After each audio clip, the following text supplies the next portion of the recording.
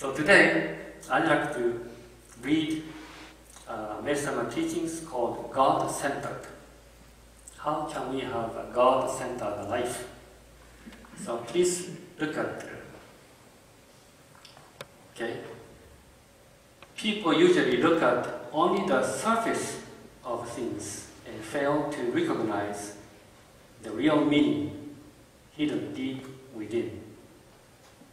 They judge whether things are good or bad by superficial appearances. That is one of the weakest points of human nature that tends to mislead them and promote wrongdoing. God penetrates surface disguises and can see deep into people's hearts. No one can hide from God. However, human beings cling to outward appearances, and their only concern most of the time would be what and how people think of them or what they do. This is quite problematic. That is why I say your concern should be what God thinks of you rather than what others think of you. You do not need to gain the favor of others. Instead, you should be making every effort to gain God's favor. Having said that, people still seem more inclined to seek a favorable opinion of themselves from others. It seems that that is the way things are in our everyday world. This viewpoint is quite contrary to God's point of view. Our mindset should be God-centered. In other words, our chief concern should be how to please God. That is the best and most honest approach to dealing with all things in life. If you do this, you will be embraced with wonderful blessings and God's protection. Okay, thank you. You can leave this one. Yeah.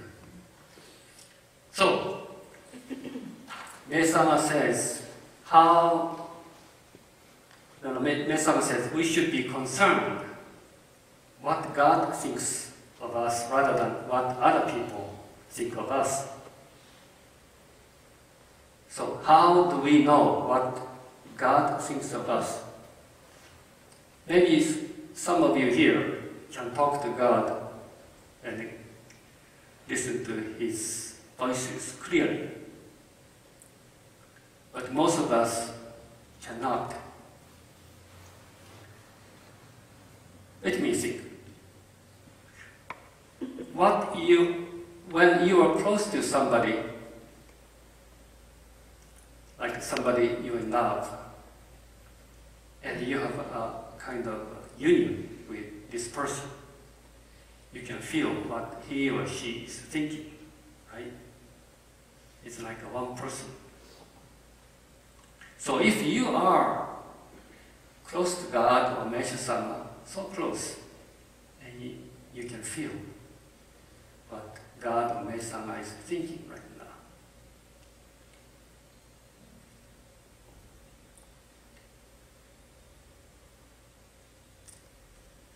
So, in order to become closer to God, what can we do? The first thing come to mind is I like to fill myself with gratitude. This is good, and I'm good at this. And Mesama says gratitude breeds gratitude, discontent spawns discontent. This is the truth. For grateful heart rises straight to God. The gratitude helps us to be closer to God. Secondly, I would fill myself with the divine light. There are so many things we can do. What is your favorite to help you to be closer to God? To me, I like to come to the center every day and chant in front of the scroll. I receive so much light, get energized. I also love hoshi, sweeping. And by doing hoshi, I receive light. And when I clean up the alcove, it's already clean. But when I clean my mind. So I would suggest if you do the cleanup in the center, you sweep, not just because it's dirty, but to sweep your mind and heart. I also enjoy giving joy and reading the teachings. And what is your favorite? These disciplines help us to live a life, a God-centered life. They may sound very obvious. Here goes again, Eugene Sensei telling about Sampai, Jore, Hoshi, Haidoku. Okay. Maybe you're tired of hearing this, right? Chanting and reading holy scriptures and serving others are very common religious and spiritual practices in other religious traditions as well. It's not only Shumei.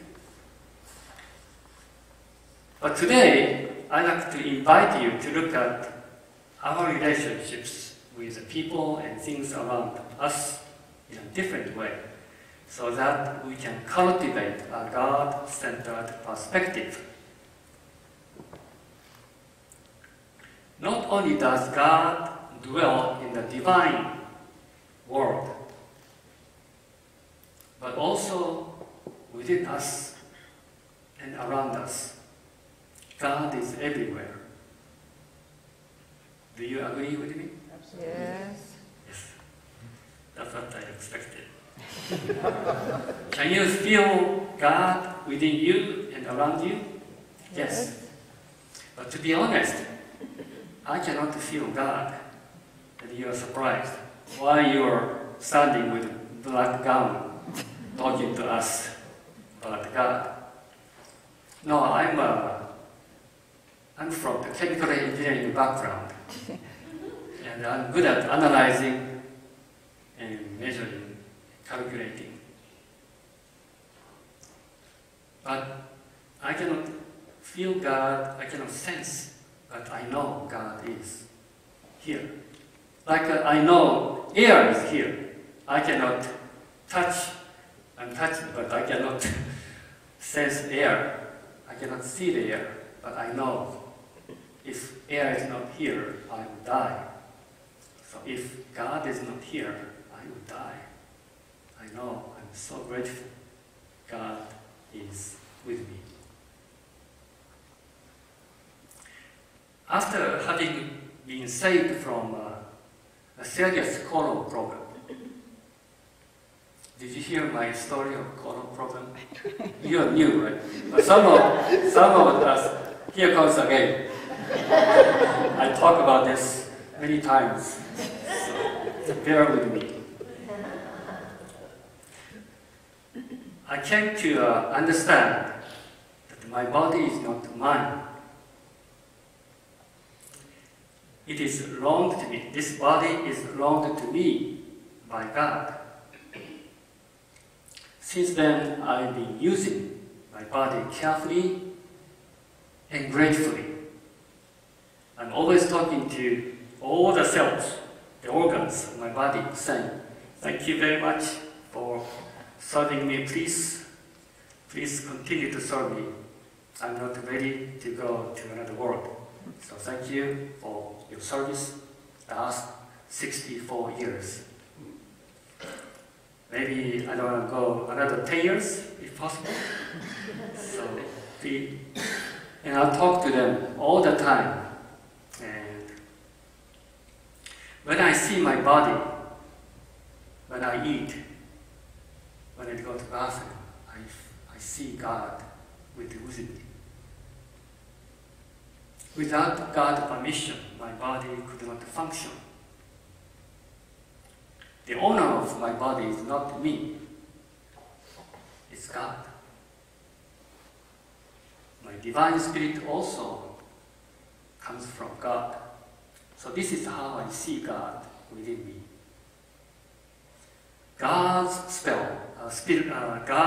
spirit dwells within everyone, including all of you. All of you. Did you know that? Yes. In the Hindu religion, do you know how they greet each other? Namaste. Namaste. This means I respect and honor your divine divinity. It's nice, very nice. Yes, we should look for God within each other instead of paying so much attention to each other's individual character traits and behavior patterns. We often get upset when someone criticizes or humiliates us. Then we want to retaliate or get even with them, right? Instead, let us try to see God within those who do terrible things to us. There must be something we can learn from these difficult people. Through their harsh actions, God helps us to grow. I want to share my story. I work for a spiritual organization, Shumei. My work is very spiritual, but as an organization, there are politics, which I sometimes find very challenging.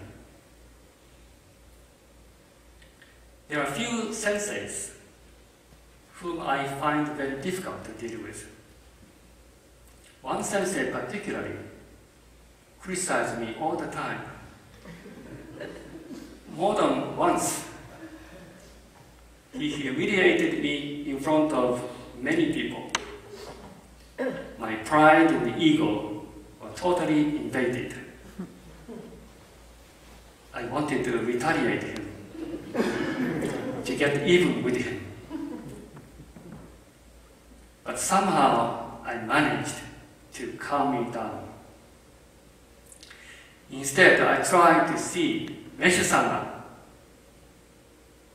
saying something through him. I tried to understand what I needed to learn from my interaction with him. When I was able to calm me down, I was able to understand among his criticism, yeah, he's right here. Oh, I can do this. I can pick up some points he made. I tried to see something good with him. I tried to see God with him. If someone is mean to you, criticize you, don't deal with him at a human level. Try to see God with him or her. On the other hand, if you let your ego fight with him or her, you lose. Both lose. Nobody is winner. Because ego battles only end up hurting both sides. Such battles don't improve things, but only drag us down to a lower level of consciousness. But if it's justice, you cannot give up. Yes, we have to fight. I'm not talking about the ego battles. Let me talk to you another example. God dwells within the hearts of little children. Do you know why? You know why? Because they are innocent and pure. So you may want to pay more attention to what the children say. They may surprise you with some unexpected words of truth. I have 2 daughters. I don't want to mention their names. But one of them is very outspoken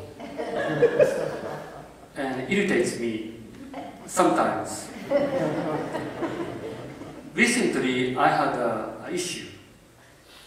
I made an important decision with other senseis in the United States after we had a long conversation.